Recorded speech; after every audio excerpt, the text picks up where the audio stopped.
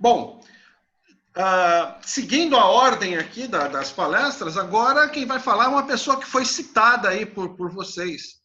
Professor Neilton Moura, que dispensa apresentações. Neilton? Oi, tudo bom? Tudo. Está contigo. Bom, olá a todos. É uma satisfação estar aqui com vocês. Né? Uma satisfação estar com, já em seguida, ao Pablo e ao Pedro. Já quebrou todo mundo aqui que conhece bem o projeto, já estamos lavando a sala. Bom, é mais uma homenagem para o Fernando, no final das contas, e aí, como o Panda falou, né, a nossa forma de homenagear vai ser com essa vaquinha virtual, né, que a gente espera que dê tudo certo, para que depois eles se tornem sustentáveis e que o projeto caminhe com as próprias pernas, mesmo porque a gente tem que esperar concurso federal para quem é que vai assumir a cadeira do Fernando. Né?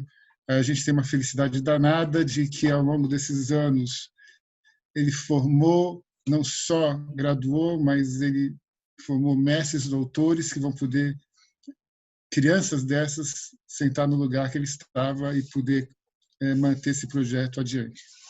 Né?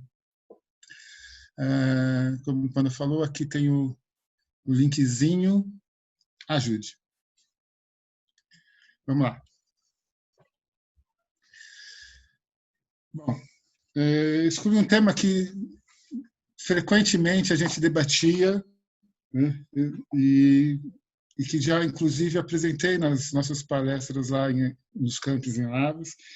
Mas confesso para vocês que, quando eu preparei esse daqui, talvez com uma preocupação, aprendi bastante também. Bom, a teoria do treino, ela empresta conhecimento de várias áreas para formar o seu próprio conhecimento. Então, normalmente, nós estudamos todas essas disciplinas antes de estudar a teoria do treino. Vamos lá. Esse conhecimento, né, deve nos direcionar para um caminho correto, para o caminho que a gente quer. Né? Mas, às vezes, né, não compreendemos bem esse conhecimento. E isso nos faz distanciar ou até errar o caminho, ou tornar o caminho mais comprido um pouquinho. Né? A gente também já aprendeu que o ser humano ele é capaz de se adaptar, tanto que existe, né, um dos princípios do treinamento esportivo, que é o princípio da adaptação. Né? O ser humano pode perfeitamente, né, viver em menos 40, ou até mais 40, ou mais de 40.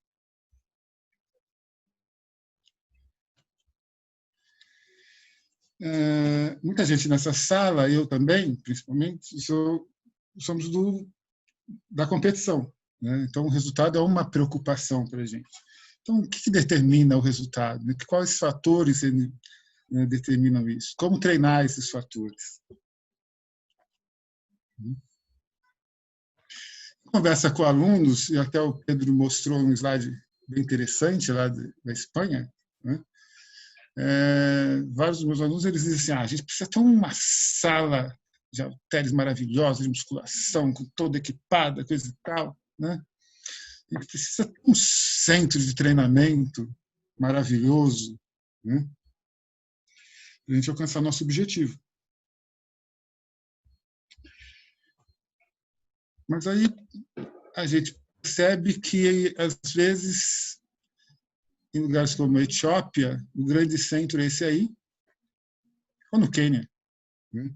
Não que eles não precisem também de coisas maravilhosas, né? Mas talvez sejam diferentes da que outros precisam. Né? Mas é claro na cabeça de todos nós, o esporte de alto rendimento é caro. Nesse modelinho aqui, o bom está tentando nos mostrar como é que a gente pode alcançar melhores resultados. Né? A partir da premissa da qualidade do treino. E para você melhorar essa qualidade de treino, né, você precisa conhecimento e personalidade do treinador. Estrutura e equipamentos, como nós já vimos em slide anterior. Boas competições, é uma briga que nós temos tido agora, né? Principalmente quando passar esse período de pandemia e que nós vamos ter dificuldade de sair de um país para o outro, né? Descobertas das ciências auxiliares, ou seja, a ciência mesmo, né? Contribuir. Né? Lógico, a capacidade do atleta. Nós temos bons atletas, né? Lógico que eles dependem de uma boa herança genética e motivação, né? Como o Pablo frisou também na apresentação dele. Né? Depois dos Jogos Pan-Americanos, que o Brasil foi muito bem, né, no ano passado, um dirigente do COB deu uma entrevista e disse: bom, porque vocês foram muito bem e tal, né? Nós fomos muito bem porque nós temos bons treinadores, né? Nós chegamos à conclusão que temos que investir no treinador, que o treinador é o principal componente na performance do atleta.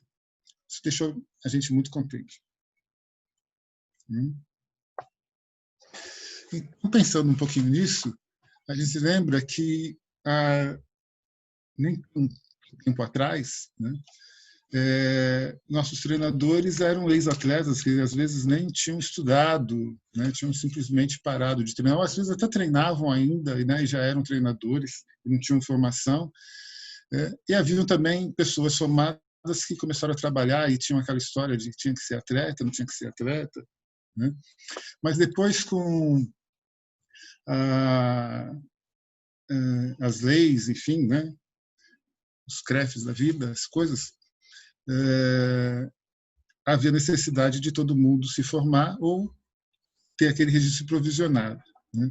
Mas nas universidades também se iniciou uma discussão sobre o conhecimento teórico e o conhecimento prático, né?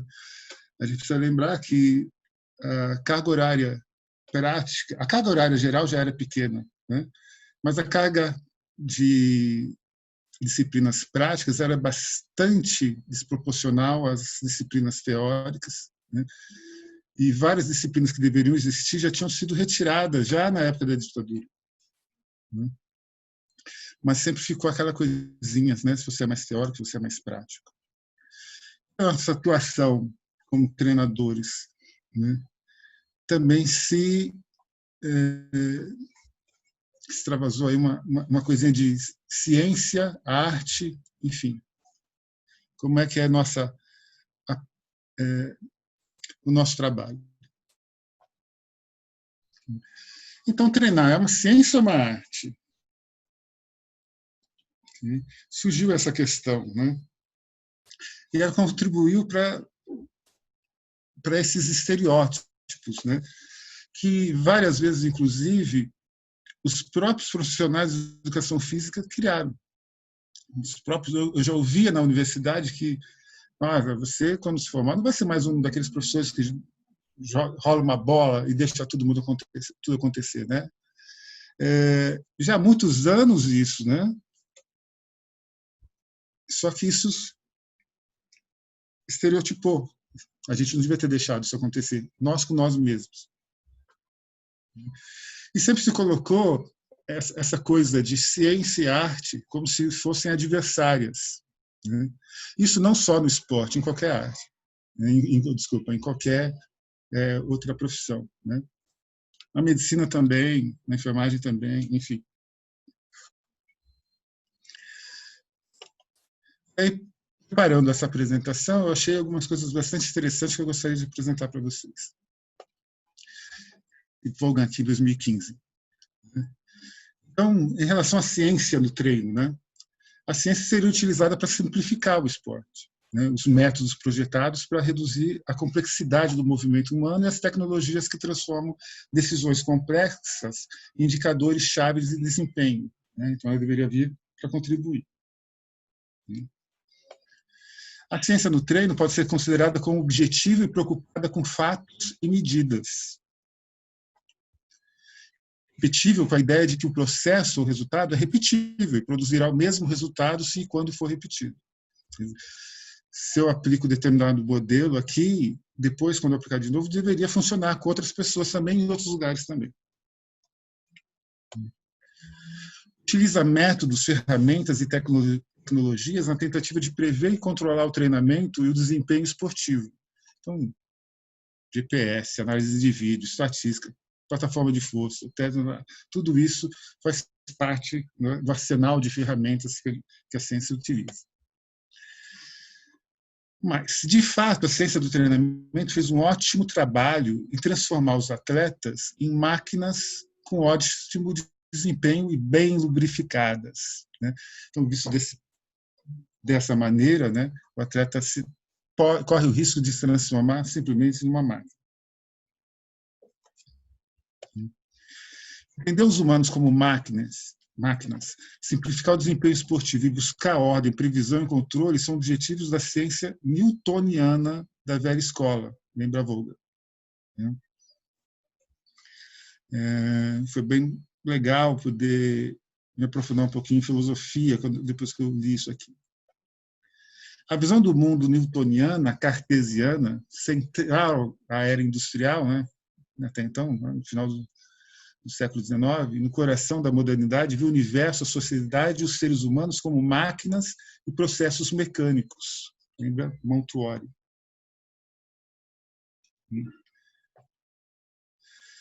Então, me lembrei de alguns casos interessantes, né? Me lembrei de um treinador falando comigo do Rio Grande do Norte pelo telefone, e falou assim: olha, Ana, falei com fulano de tal, que saiu daqui do Rio Grande do Norte, foi treinar em São Paulo, ele está adorando o treino, está falando que é tudo maravilhoso, que é impressionante, que é tudo científico, que ele treina agora muito menos tempo, os resultados são muito melhores, que tudo, cada vírgula do treino tem exatamente uma função, que é uma coisa maravilhosa. Lembrei também de 3 irmãos finalistas em campeonato mundial, em Doha agora. Falei, caramba, né? 3 irmãos da mesma família finalizam um campeonato mundial. Mas se tudo funciona para eles, por que não funcionou para outros? Lembrei também de 4 irmãos que formaram um revezamento na Bélgica. Eu falei, caraca, será que na Bélgica não tem mais ninguém praticando atletismo?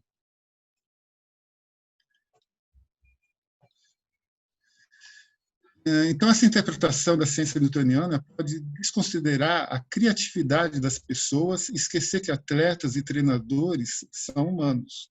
Em esportes como ciclismo, natação, atletismo, a gente corre um risco muito grande com isso.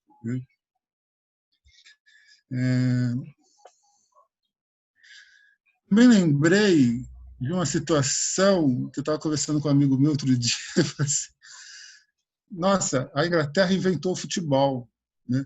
E a Inglaterra também descobriu que se o goleiro cruzar para o lateral cruzar para a área, o centroavante cabecear e marcar o gol, pronto, resolvido o problema, porque, né, tão rápido, tão fácil, né, se marcar um gol no futebol. Então a escola inglesa era isso, né?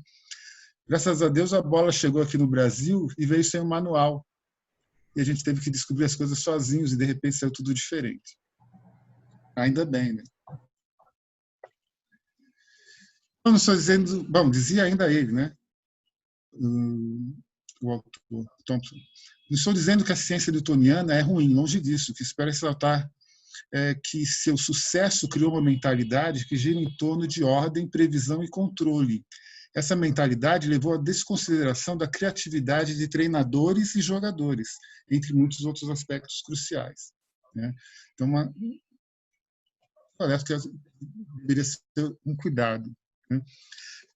Outro dia eu vi uma declaração de um ex-jogador do meu time lá do Rio, Botafogo, né, já um jogador aposentado, que dizia assim: futebol de resultado não dá resultado.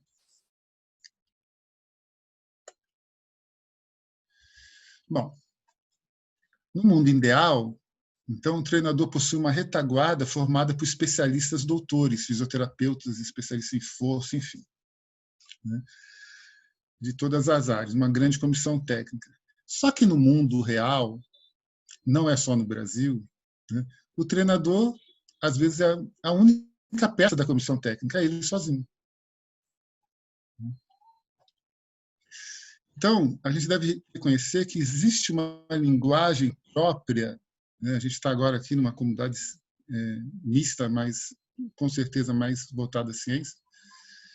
Tem uma linguagem própria aqui, que as pessoas entendem. É uma linguagem da ciência do esporte. E a gente deve reconhecer que existe a linguagem do treinador,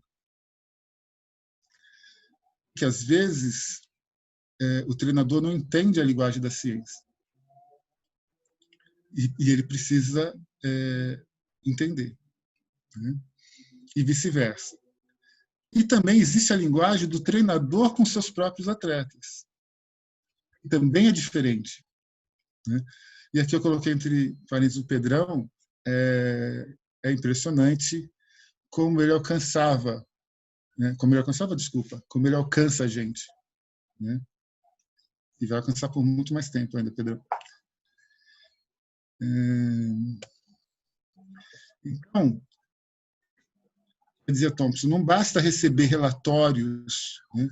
Reuniões devem ocorrer para ficar clara a compreensão para o treinador do que foi observado pelo avaliador.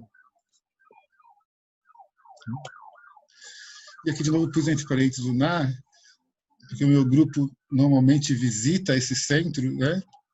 E realiza avaliações lá, mas frequentemente, não só em dias de avaliação ou pós-avaliação, frequentemente as pessoas lá, o Irineu principalmente, mas todos eles, é um lugar que eu adoro ir, né? Porque o respeito que eles têm por cada uma das pessoas que entram ali é absurdo, né? Os atletas se sentem realmente em casa quando vão lá. Ele vira e mexe e diz assim, está muito ocupado? Não, vamos conversar um pouquinho? E começa a ver essa troca, né? Eu lembro perfeitamente de um dia que assim, você conhece aquele exercício? Eu falei, conheço, fazia bastante. Mas por que você parou? Eu aplicava esse exercício nas meninas, as meninas no dia seguinte estavam com a cintura toda roxa, as coxas todas roxas. Eu falei assim, puxa, é uma adulta, né? Uma mulher casada, chegar em casa com aquelas marcas todas, acho que eu tenho que encontrar uma outra forma de alcançar o que eu quero. Aí, assim, não, pelo amor de Deus, volta a utilizar aquele exercício, ele é maravilhoso. Então, é muito importante, né, esse cuidado, essa relação que a gente não deve perder, né, com a ciência.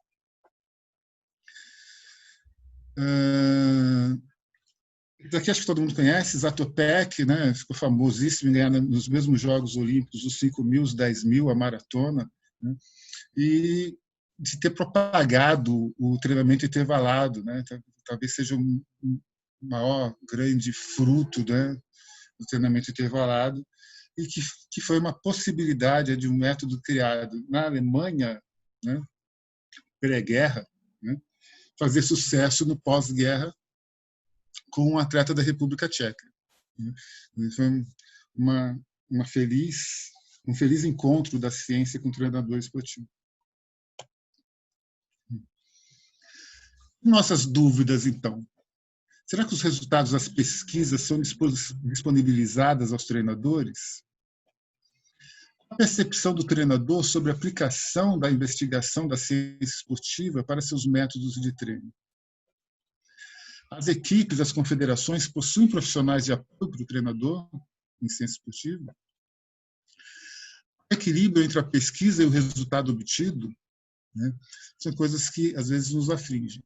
Não só no esporte, né, não só na educação física. Aqui alguns resultados de pesquisas, né, essa aqui do Kirik, foi feita com treinadores na Turquia. Será que os treinadores querem se aprimorar? Eles buscam por informação? A resposta da pesquisa, com mais de 300 treinadores de vários esportes diferentes. 90% sempre buscam se aperfeiçoar através da informação. Quer dizer, o treinador quer aprender, quer se desenvolver. Aí você vai pensar, ele só estuda quando ele precisa. Então, só menos de 12% apenas quando o seu atleta, né, não se apresenta bem ou se lesiona. Mas você vê como todo mundo quer melhorar. O recurso o treinador utiliza para obter o conhecimento que necessita? Em geral, um treinador recorre diretamente a outro treinador. Você tem uma dúvida, você pega o telefone, liga para o treinador e é assim, não é? Como é que é? Procura por algo relevante para ler, conferência de treinadores. E aí, na época de pandemia, a AW deu um show, né? Então foram várias lives. Eu até brinquei assim, quem só não é treinador agora quem não quis, né? Porque tudo que você precisa para ser treinador foi apresentado ali. Foram horas e horas, né, discutindo vários aspectos do treinamento esportivo, de tudo, das técnicas e tudo.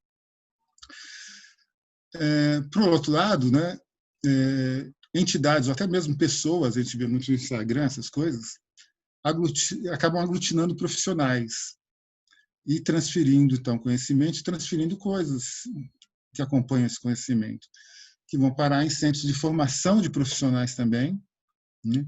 Vão interferir também nas organizações profissionais, nos clubes, nas confederações e tudo isso. Então, existe também uma grande responsabilidade, não é só juntar pessoas, né?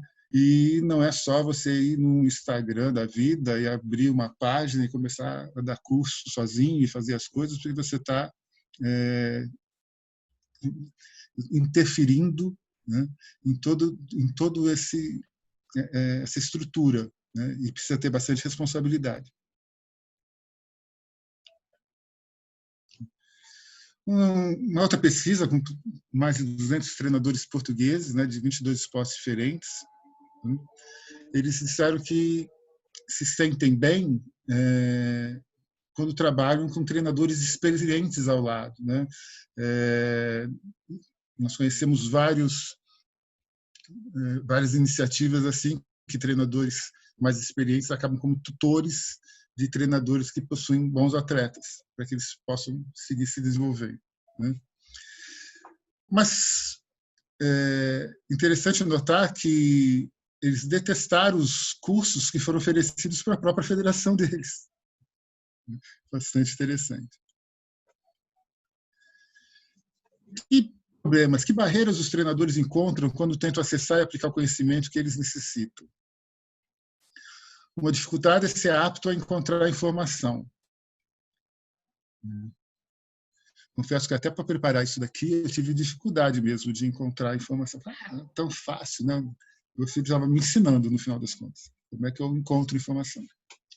Ser apto a transferir a informação para o contexto da prática. Quer dizer, você encontrou a informação, e agora essa informação importante e como é que você faz? Não sei. Então precisa ser apto para fazer isso, né? Dinheiro é sempre importante, né? E eu coloquei idioma aqui, não fazia parte das pesquisas, isso porque essas pesquisas eram na Europa e a gente sabe que essa dificuldade é muito menor lá, né? E acredito que essa dificuldade vai desaparecer também aqui nos próximos anos, porque a gente vive nesse mundo globalizado, as pessoas vão acabar resolvendo isso muito mais facilmente que a minha geração. A ciência oferece subsídios aos treinadores? 80% dão importância à ciência do esporte, sim. 80% acreditam que a ciência do esporte contribui com novas ideias no seu respectivo esporte. Agora, eles acreditam que existe um gap, né, um espaço, né, entre o que interessa ao treinador e o que é estudado na ciência.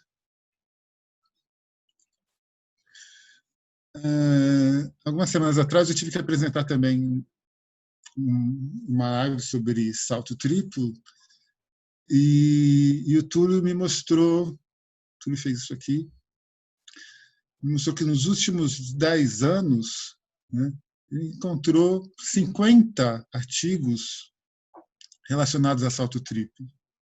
Quer dizer, bem poucos, em 10 anos, os últimos 10 anos.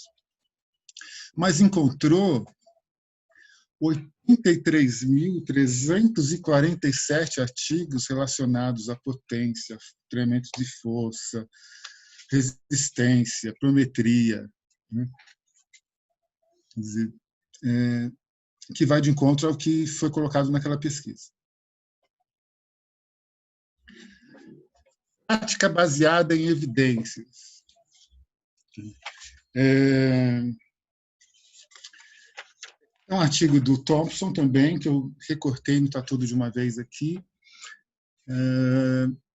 Então, a prática baseada em evidência é quando a sua prática, o seu trabalho é baseado na pesquisa científica. E isso vai contribuir para te orientar para o caminho que você vai seguir e tomar a decisão correta.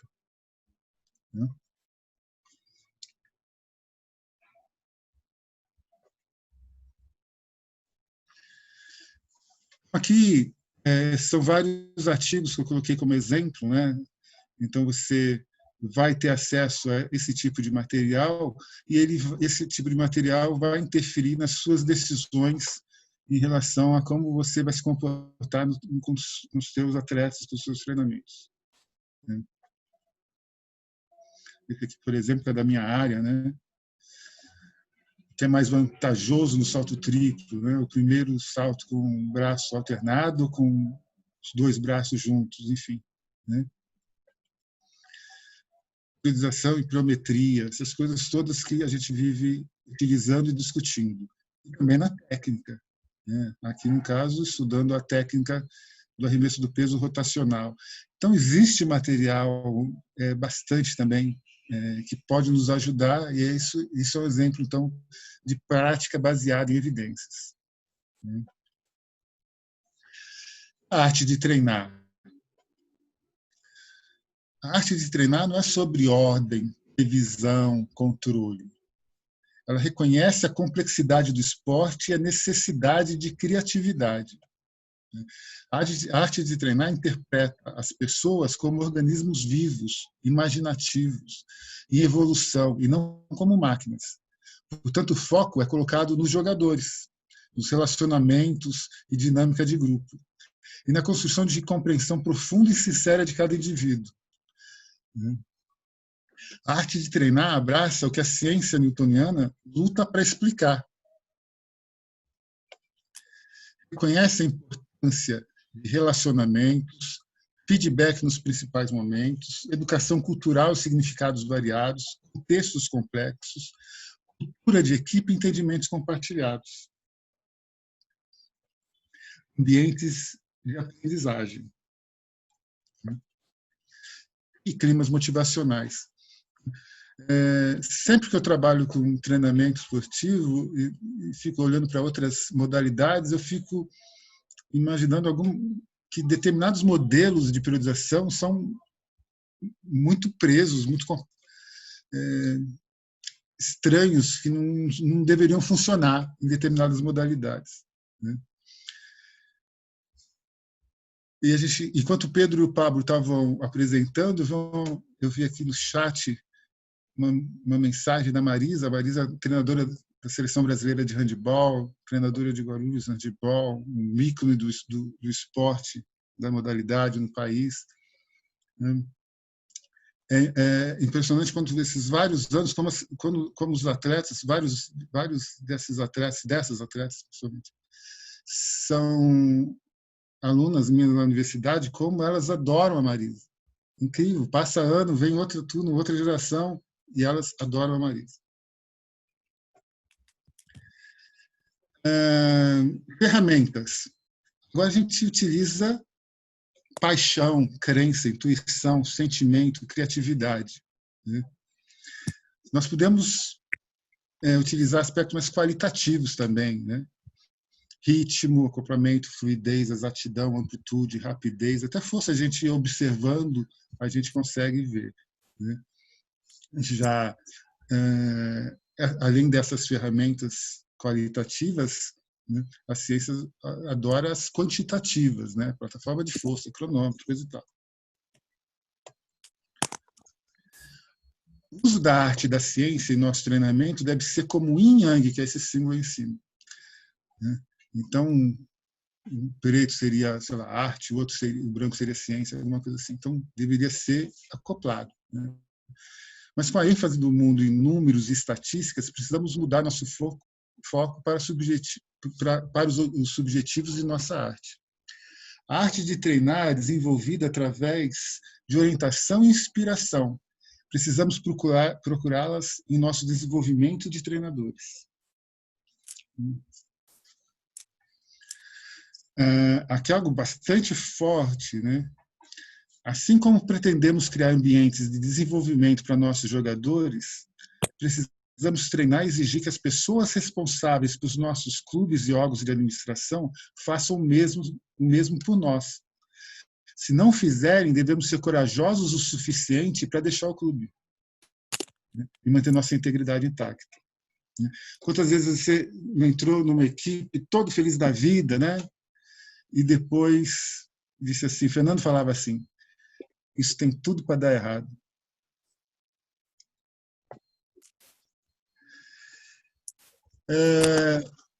Quando o Pana me ligou para me convidar para essa palestra, a gente ficou discutindo sobre o que eu falaria, coisa e tal. Eu falei, eu quero falar sobre tal coisa. Legal, muito legal. E aí ele me falou uma coisa que eu nunca pensei por essa ótica, eu sempre pensei o contrário. Assim, muito legal, porque o treinador, ele bota a cara para bater. É ele que assume os riscos. É ele que põe um atleta lá para competir, e aí qual vai ser o resultado?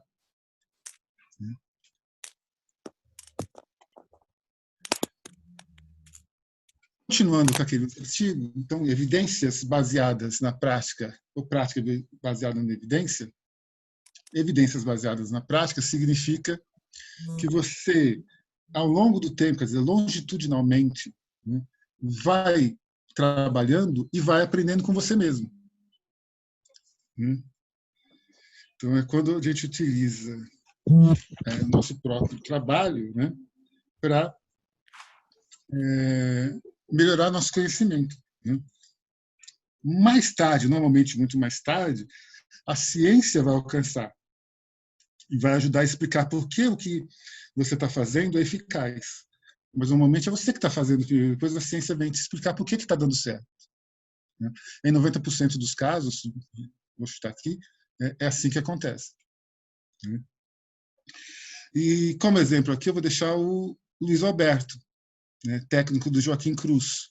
O Luiz Alberto, ele trabalhava em Brasília com basquete, futsal, e utilizava muito circuito na preparação física desses atletas. E nesse time de basquete surgiu o Joaquim Cruz, que ele resolveu treinar. E como é que ele vai treinar o Joaquim Cruz? Ele já tinha um conhecimento de circuito, né? E criou um circuito, foi desenvolvendo, não foi de uma hora para outra, mas foi desenvolveu um circuito, o circuito do Luiz Alberto. Eles foram, no final das contas, eles foram para os Estados Unidos, né? Lá que eles, o Luiz estudou também, Joaquim, foram lá que eles ficaram, até hoje o Joaquim mora lá. O Luiz está pelo mundo, agora está no Catar. Mas ele apresentou lá o circuito que ele fazia. Muita gente aqui, eu lembro até hoje, muita gente aqui falou assim, aquele cara é louco, né? Ele treina um corredor de 800 como se ele fosse um jogador de futsal, se fosse um jogador de basquete. Né? Ele faz circuit training. Tá? Mas lá, nos Estados Unidos, o fisiologista viu, testou, né? E apresentou para o mundo a novidade. E alguém escreveu e virou o circuito de Oregon. Só que o circuito de Oregon não tem nada de Oregon. O circuito de Oregon é o circuito de Luiz Alberto de Oliveira.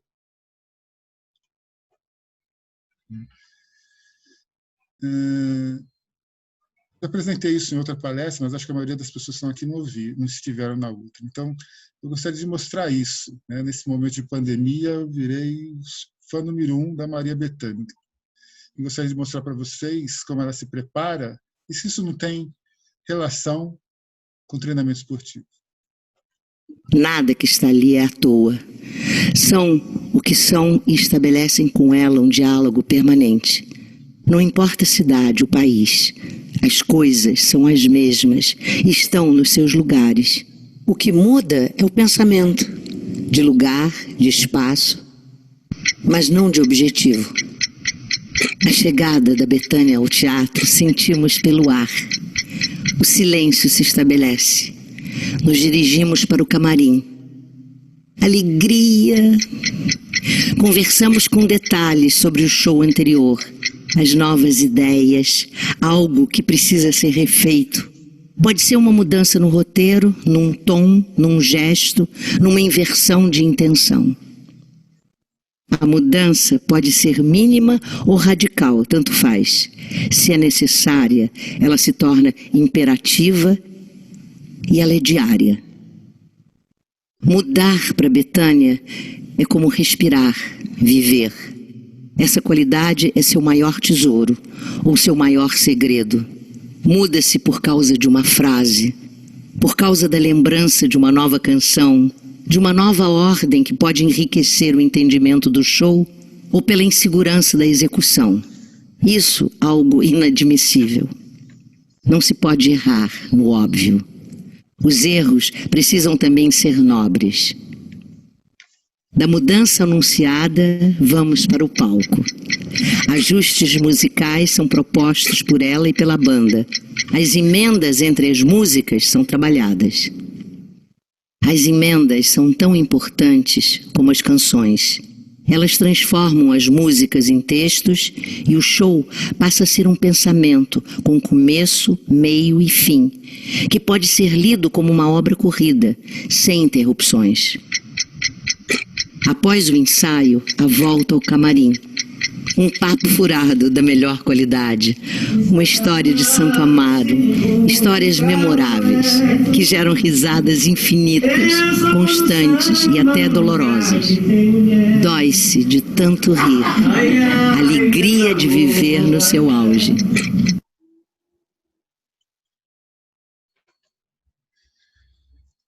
E aí, de novo, né, a entrevista do jogador, do ex-jogador do Botafogo.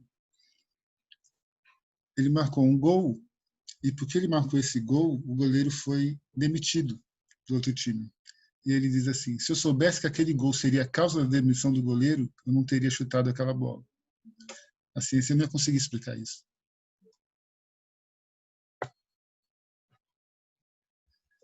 Nós falamos de ciência, falamos de arte, mas quem disse que uma coisa tem que ser contrária à outra? Porque não é arte e ciência. O ciência e arte. Thompson, então, ele conclui o artigo dele dizendo que prática baseada em evidência é mais eficaz quando a evidência é evidência baseada em práticas.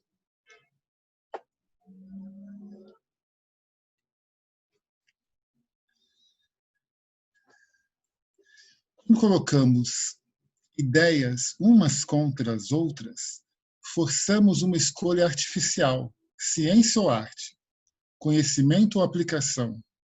Ao fazer isso, criamos restrições artificiais que prejudicam o nosso crescimento. Martin e Kelsen. Eles ainda dizem: à medida que o contexto muda, o indivíduo também muda. Experimentamos viagens hiperligadas e desconexas no contínuo. Às vezes nos especializamos, às vezes generalizamos, independentemente de onde estão nossas preferências. Então, ele diz: o treinador tem que ser assim. Ora lá, ora cá, e vai construindo.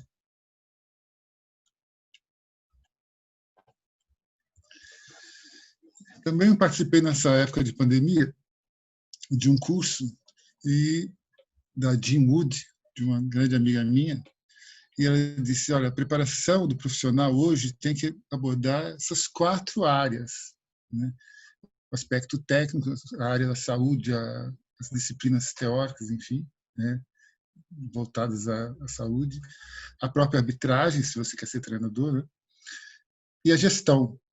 E eu fiz esse curso justamente porque eu sou horrível em gestão, né? Fiz um pouquinho para aprender.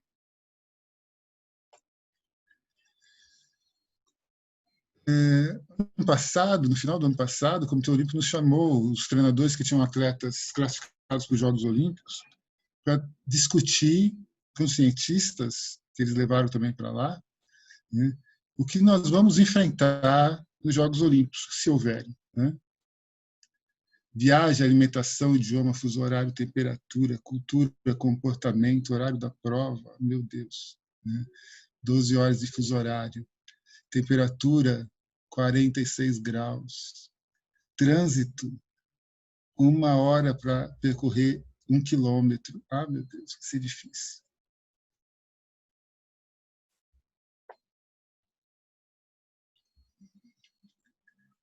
Um calor. Como é que vai ser com essas atletas? Então, a ciência se aproximou para nos informar como deveríamos trabalhar, para não sermos pegos de surpresa. Né? Aqui algumas ferramentas, né, ligadas à imagem, eu quis colocar esse slide aqui, poderia ter posto mais ferramentas utilizando a ciência esportiva, mas que essa ciência esportiva, né, ela está nos devendo. Né? Então, a World Athletics, Comitê Olímpico Internacional, Comitê Olímpico Brasileiro, né, Confederação Brasileira, já passou da hora de ter resolvido isso. Como é que esse atleta que cai aí saltou menos que esse aqui, que caiu aí?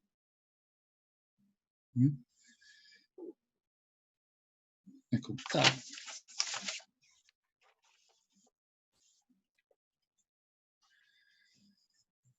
Sobre Leslie. As grandes ideias não surgem apenas do momento do esforço mental envolvido na tentativa de criar uma. Suas raízes se estendem por meses, anos e décadas na vida de seus autores. São produtos de hábitos mentais há muito formados, tanto quanto de flashes de brilho. O novo conhecimento é melhor assimilado e tem mais possibilidades criativas quanto maior o estoque de conhecimento existente ao qual está se juntando. Conhecimento ama conhecimento. Foi lendo essas coisas que eu me preparei para apresentar para vocês, que a gente percebe a importância de todas as disciplinas. Né? Às vezes um aluno chega para a gente e fala, essa disciplina não serve para nada. Como assim?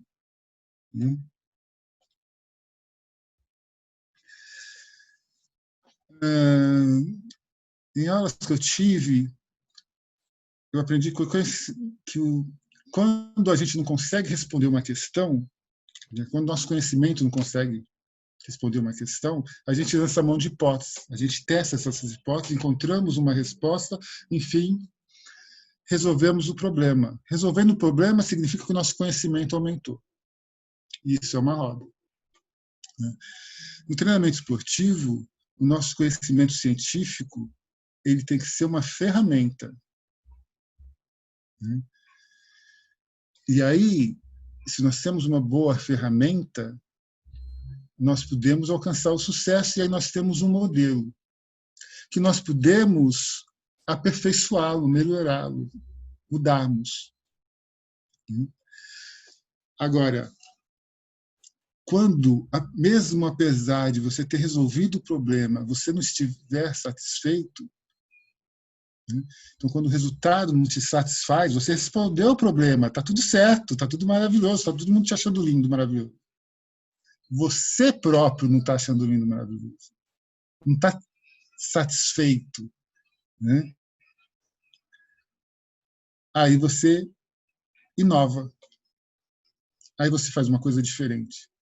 E isso seria a arte.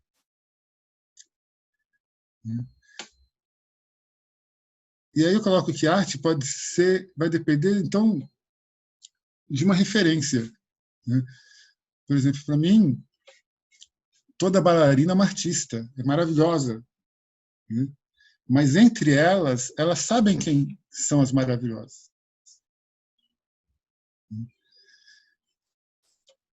Então, do jeito que está mostrado aqui, não é qualquer um que é um artista, que é uma coisa absoluta. Né? Eu tentei encontrar alguma coisa que fosse absoluta para mostrar. Né? eu acho que a seleção de 82 era uma coisa absoluta.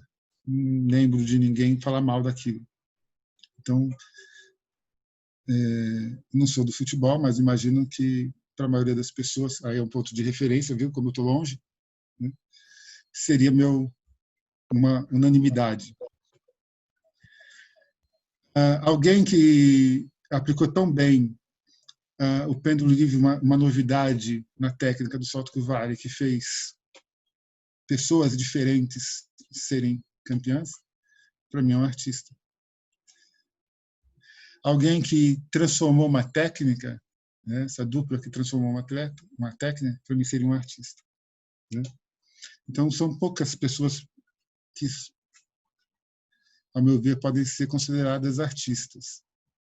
Né? Nós vamos ter vários com muito sucesso, aplicando métodos e trabalhos maravilhosos, científicos, ganhando milhares de medalhas, mas gente que inova, que faz diferente, a gente vai encontrar pouca gente.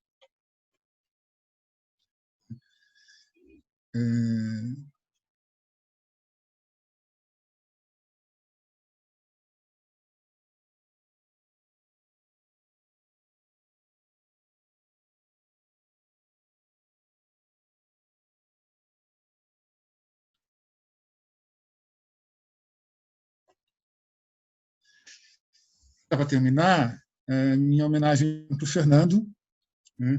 Vou passar só algumas imagens aqui.